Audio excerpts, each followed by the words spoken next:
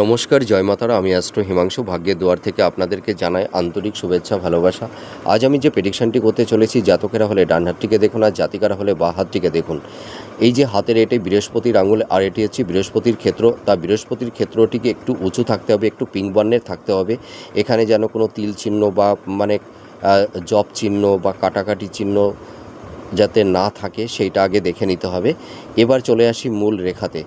যদি আপনাদের বৃহস্পতির ক্ষেত্রটি উঁচু থাকে, পিঙ্ক বর্ণের আভা থাকে এবং তার সঙ্গে সঙ্গে যদি এই ধরনের আড়াআড়ি রেখা দুটি বা তিনটি বা চারটি এই ধরনের আড়াআড়ি রেখা থাকে, তাহলে এই সব জাতক জাতিকাদের ভাগ্যের উন্নতি হয়। এরা জীবনে নাম যশ খ্যাতি, প্রচুর অর্থ ধন সম্পত্তি প্রপার্টির এরা মালিক হতে পারে।